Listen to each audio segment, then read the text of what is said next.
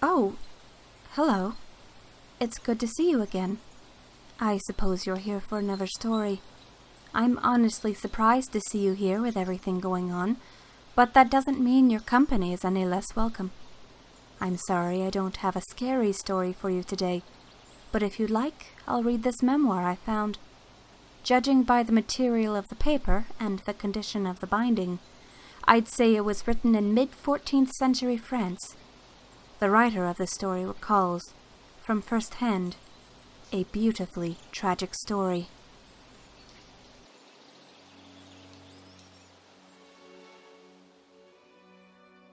Love will drive foolish hearts to do rash and foolish things. But paired with jealousy, it becomes a dangerous weapon of lethal proportions. My name is Mallory Petit, and I am a servant in the home of the Count Robert Dubois. Or I was. My mother died in childbirth, and my father was hanged for stealing cabbages.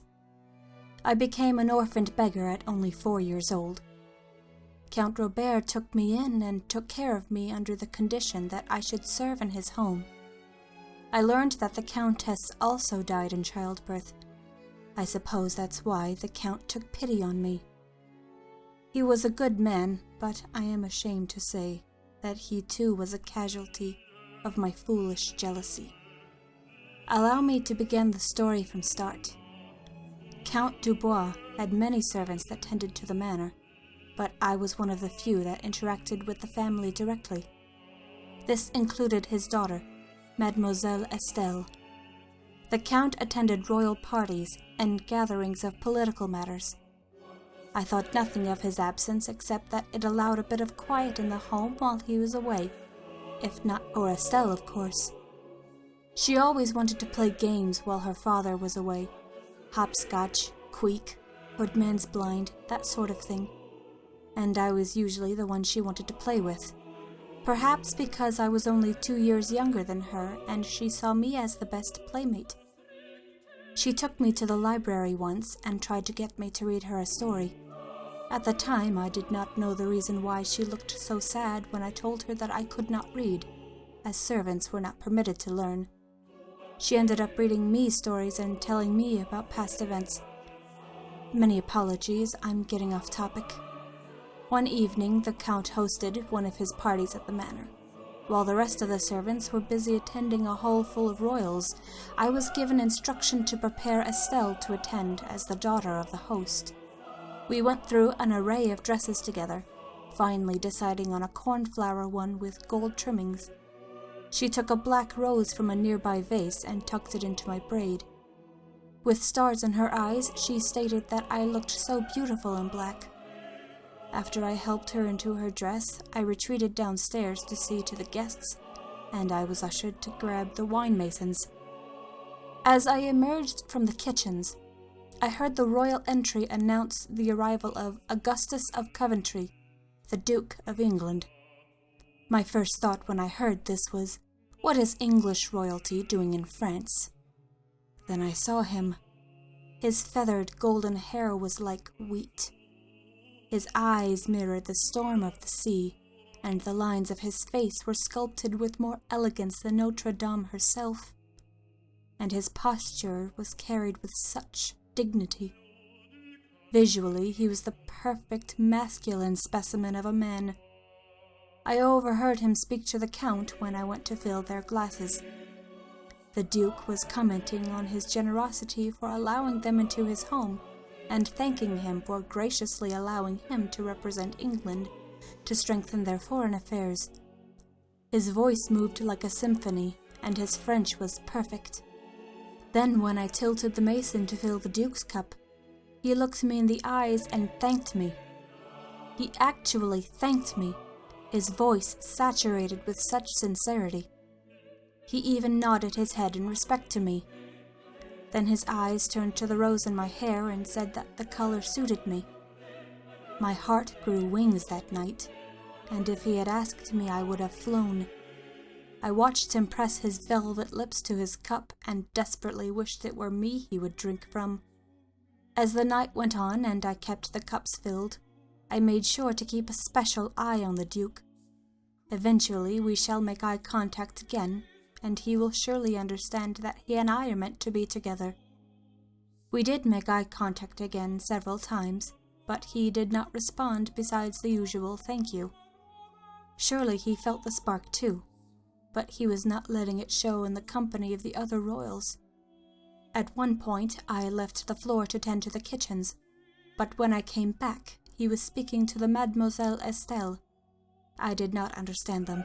I think they were speaking English, but by body language I understood that she was flirting with him. It's okay. Really it is. The Mademoiselle does not have the same connection as I have with Augustus. He will not fall for her cheap tricks. Surely nothing will come of it. As the end of the night came and it was time for the guests to depart, I tried to steal one more glance from the Duke, but he was distracted by Estelle, who was waving her fan in front of her face. But that didn't matter. I knew he would not fall for it. Deep down he knows that I'm the one for him, not some spoiled putain trying to get in bed with anyone with a title. In the following months I had decided to teach myself to read and write the English language. In secret, of course, as a whipping was sure if the Count ever discovered. Once I learned the language, I could start wooing Augustus through poetry and letters. I would sign anonymously, then when I have his heart, we shall meet in person, and he shall see those beautiful words came from the pen and the heart of the servant girl. I will speak English to him, he will speak his perfect French to me, and it will spark an unexpected whirlwind romance. We shall have a big, beautiful wedding right here in Paris, where we fell in love. We will live in his manor in England with our 6 children, maybe 8, and we will live happily ever after.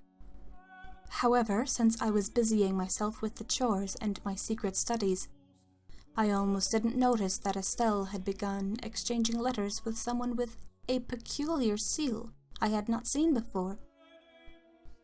She began to become giddy when she would receive one, and she would spritz a bit of perfume on her response before giving it to the courier. I had my suspicions and asked her once who she was exchanging letters with. She smiled coyly and responded, "A secret lover." One day, a coach came for her, and she was gone for 3 days.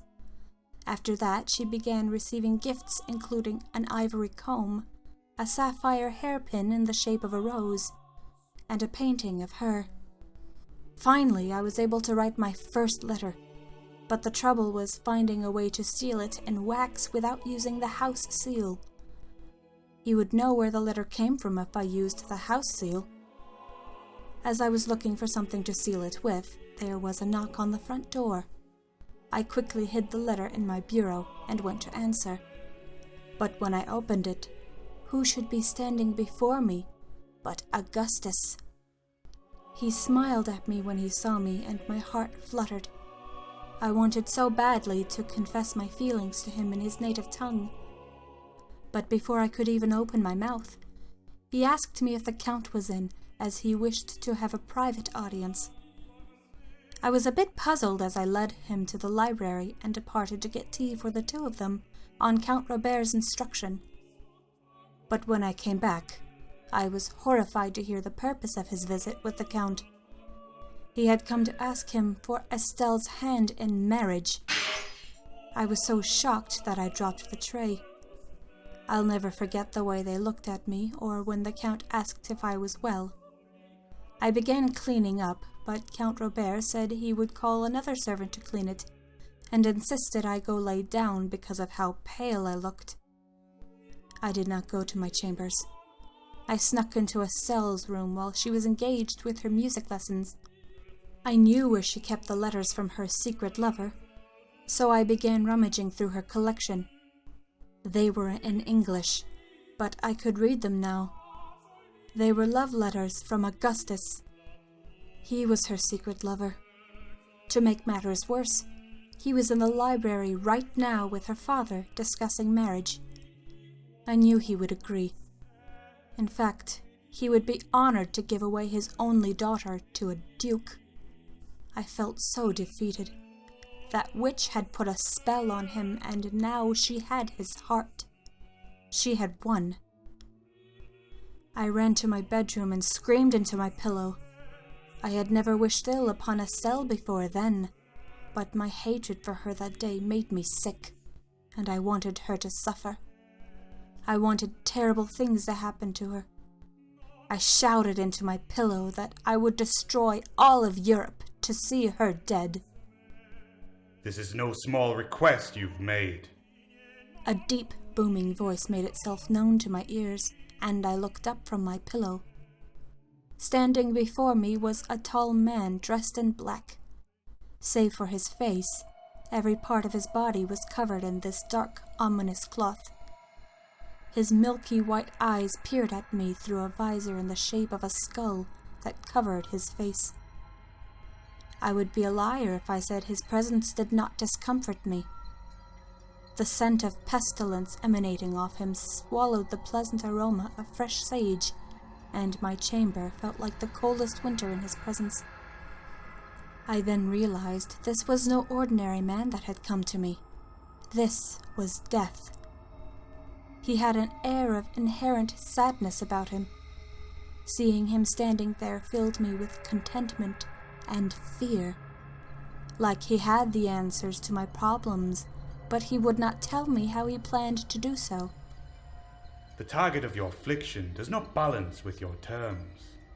Surely it cannot be worth it for one man. This was the moment I breathed a sigh of relief when I realized why death had come to me. Not to take my life, but to take my troubles.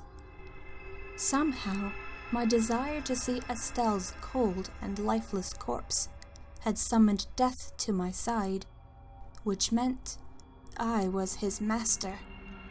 And anyway, if you wish her dead so badly, why not wield the knife yourself? I cannot marry the Duke from the guillotine, you fool! And besides, this is no ordinary man. He is the perfect man. And I would do anything to have him. But this, you're playing with fire, child. How dare you? I am not a child. I am 14 years old. Well, within the realm of womanhood. Your ambitions subtract your age. Do not do this, Mallory. Ha! Let him beg all he wants. But I'd made my decision. I offered him the 7 francs from my gold purse in my bureau in exchange for his acceptance. It isn't much, I know. But if it isn't enough to accept, perhaps I can supplement it other ways. I don't know what came over me to offer myself to death as payment. I'm not that easy, and I had planned to save myself for Augustus. But a desperate woman will go to desperate measures. Not that it mattered. Death shook his head at my proposition. Neither your purse nor your body hold any monetary value to me. You would know that, were I not so strange to you. But I can see there is no reasoning with you. Very well, you have a deal. But it will take some time for it to come to fruition. You must be patient. I shall come to collect my payment later. Payment? But you just said... And just like that, he was gone. Like he was never there. Death is, indeed, a quick and silent stranger. I was euphoric. Soon my rival would be out of my way and I could finally move to begin my romance with Augustus. I had a skip in my step the next morning, to which the Count commented on how much better I looked. Of course I looked better. I felt better. My problems would soon be over. I began my usual chores, hoping to catch a glimpse of Estelle. How did Death plan to take her? Would she be hit by a coach? Would she be attacked by a wild animal? Would she catch fever? My rabid mind was entertained with endless possibilities, each one more gruesome than the last. But it will take some time for it to come to fruition. Death's words echoed in my mind, keeping me patient. For a time. First a few days went by, then a few weeks, then a few months, and Estelle was still alive and still looked as healthy as ever. Finally, I had decided that I had waited long enough. She needed to be dead now, and Death was taking too long. I waited until early morning, just after the sun came up, to slip out of the manor to go to the apothecary. But I couldn't just go in there and ask for nightshade. That would be too suspicious. I would need to ask for a variety of herbs before I headed into town. But when I got there, I noticed the streets were awfully quiet, except for a few heavy, hacking coughs. There were also a depleted number of beggars, and a horrid smell tainted the air. It reminded me of the smell Death had left in my bedchamber, mixed with a strong burning smell. I got to the apothecary, but it was closed. The shop is never closed. A figure in a long black cloak, gloves, and a wide-brimmed leather hat knocked on the apothecary door. I approached the figure and told him the shop was closed today. The figure turned around and pressed a cane to my chest, pushing me away. That was when I saw his very peculiar mask. It looked like a bird with a very long beak. The door opened behind him and he said, "Not for me it isn't. Guard your nostrils, girl, or the body collectors will come for you next." As the figure in black disappeared behind the door, I heard a faint squeak in the distance coming from a shadowed figure. As the squeaking got closer, the shadow emerged from the morning mist, and I was able to make out what it was. It was a man pushing a cart full of bodies. Horribly mangled, blemished corpses with glassy eyes and bloody mouths piled on top of each other like animal skins. The man pushing the cart said nothing, nor did he even acknowledge my presence. He looked so dead inside. In my horror, I had completely forgotten my reason for going into town, and I went back to the manor empty-handed. Several more months passed by as the great pestilence ravaged our peaceful city. I would look out the window to see more and more carts full of bodies passing by so often that the smell of burning flesh began to contaminate the air on a daily basis. By the time Estelle finally began showing signs of sickness, the death toll must have been in the hundreds. The way her body shivered despite the burn, we thought it was just fever, until she began coughing up blood. A man dressed like the one from the apothecary came to the manor to inspect her, and she confirmed our suspicions. She had caught plague. Count Robert was devastated, of course, but I was relieved. Finally, Estelle would succumb, and I could move in on Augustus. I had intended to wait until Estelle was dead to send my letter, so I had kept it in its hiding place. But she was good as dead already, and I thought now would be as good a time as any. I waited until there was no one around to sneak away to my bedchamber, but when I opened my bureau, the letter was gone. I still remember the way I panicked, hoping one of the other servants had not found it. If they had found it, they would have given it to the Count, and I was sure to receive a sound lashing for learning to read and write. The next few days I lived in fear of the Count that he might have learned my secret skill, though I don't know why. His thoughts were obviously occupied with his dying daughter. One day, a loud banging came upon the door. When I answered it, It was Augustus. The wheat in his hair had wilted and hung over the crumbled architecture of his jawline. His undergarments clung to his body from the rain, and his shoulders were slouched like a broken beggar. He was no longer the distinguished gentleman, as his posture had taken on a new form, reflecting that of a desperate animal. He pushed past me and demanded to know where Estelle was. He had received word that she had taken ill and had come to see her. I looked outside to see his horse standing in the rain, and only his horse. The poor beast looked like it was about to collapse. I looked back at him to see a beautiful savage staring back at me. The storm in his eyes had reached an intensity I had never seen. He was still so beautiful.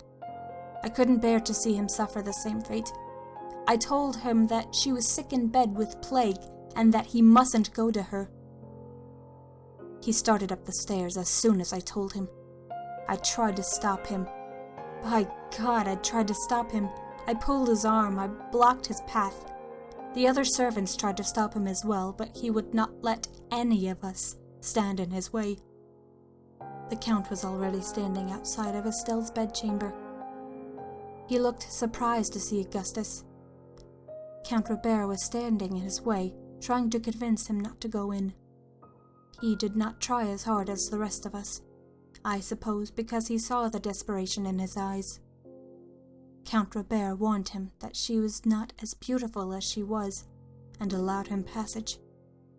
As the door opened, I caught a glimpse of a figure in black before the door closed again.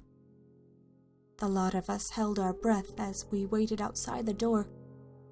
A few minutes had passed when we heard lamenting wails coming from the inside of the bedchamber, and the Count went in quickly. I peered my head through the door and I saw Augustus and the Count weeping by Estelle's lifeless corpse. The figure in black was nowhere to be found. The body collector came and took Estelle away, much to the dismay of the house, and to Augustus. He had to be physically held back from attacking the collector as he loaded her body onto the cart. He stayed the night at the manor. He had wept himself to sleep on the sofa in the parlor, and the Count had allowed him to stay. He looked so broken the next morning. Worried about his friend, the Count requested I make the Duke some tea, but he would not take it. He wandered listlessly through the manor, finally stopping by Estelle's empty bedchamber, staring at the painting of her that he had done for her himself. I could not bear to see him so sad. I knew now was the time to speak to him. I knew his language now, and he needed me. Such grace, such beauty, such perfect masculinity, even in such sadness. The heavens quench the earth, where rain frosts from your face, and every bird silences their song at the sound of your weeps. Like a word of God himself, when he sculptured the perfect Adam for his Eve.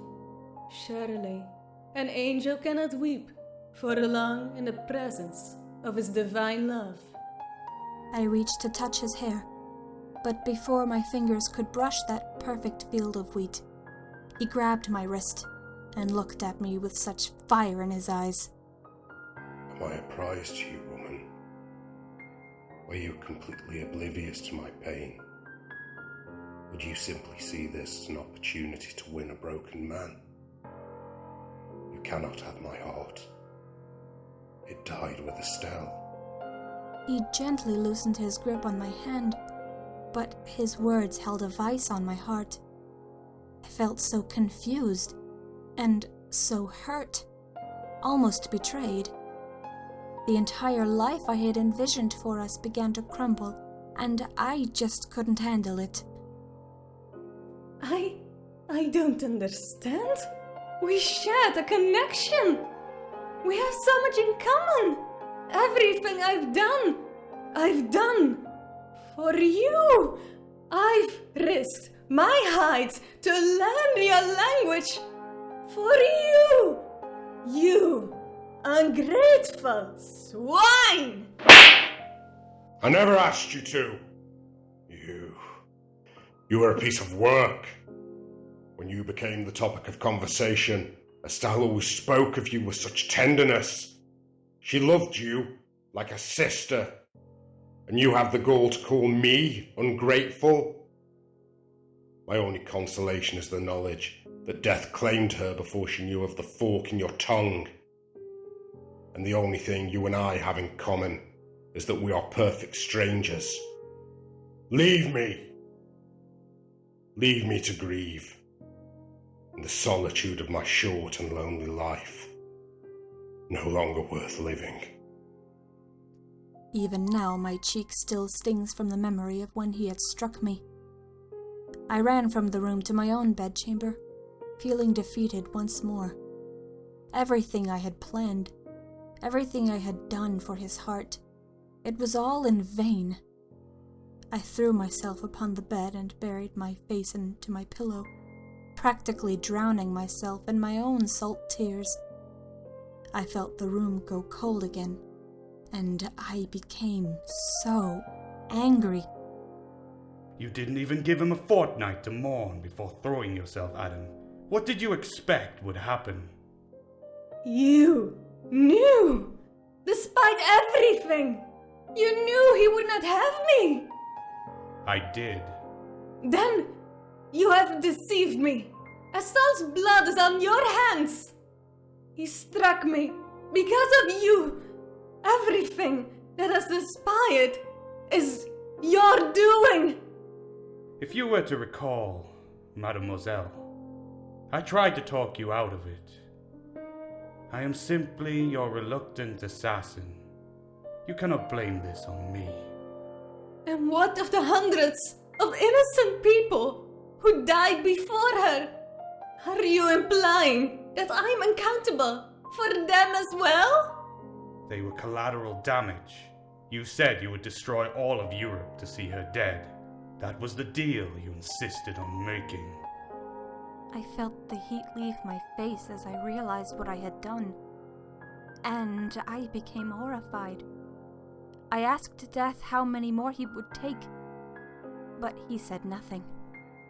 Desperation took hold once more, not for personal gain this time, but for prevention of loss. I don't want to bargain anymore. Take it back. I'll give you anything if you take it back. There's nothing you have that you can give, just yet. Then why have you come to me now? I'm death, child. I'm summoned when anything dies. And once again, just like that, he was gone. His words repeated in my head for 4 days, and for 4 days I laid in bed. I couldn't sleep. I couldn't eat. All I could do was wallow in my own self-pity. Death had come to me in the hour that I died inside and left me alone. The other servants stopped by and told me that Augustus had returned to England and to check on me. They brought me food to eat, but I had no appetite. On the 5th day, one of the other servants came to my bedchamber to tell me that the Count succumbed to plague as well. The manor belonged to the servants now that there was no one left to serve. But then she handed me a letter. My letter. The one I had written for Augustus. She said the Count requested on his deathbed that she give the letter to me. On the back of the parchment was a note that was not in my handwriting, but the Count's.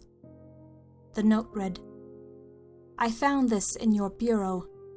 I had no idea that you were capable of teaching yourself literacy, much less of a new language. I don't know why you hid it from me, but I just want you to know that I'm proud of you.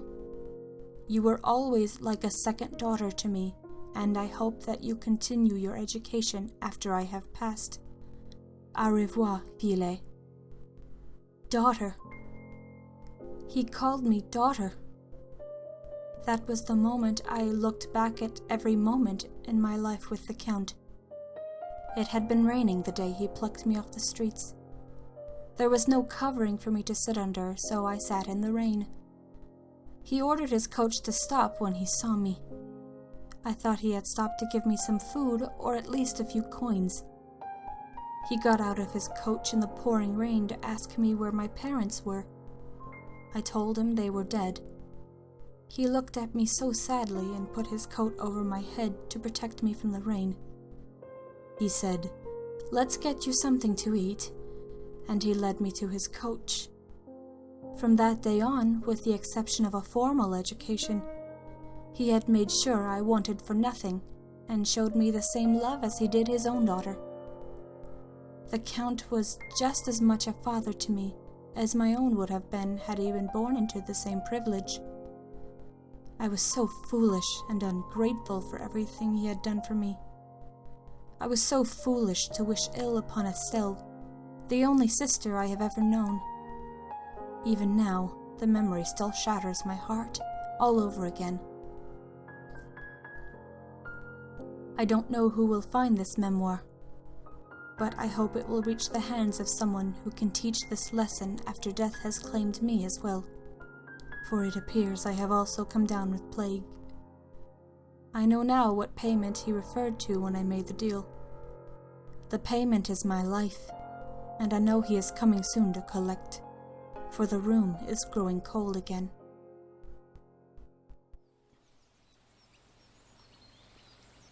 Soon after the memoir was finished, Death returned and collected his debt, then lifted his visor and kissed her cold, lifeless head, allowing a tear to fall upon her cheek. He knew that she had learned her lesson, though he took no pleasure in teaching it. The death toll was in the thousands at that point, but he spared her the guilt of knowing how many more were marked for death because of her. I guess you could say he was raising her the only way he could, but one does not want death to become their godfather.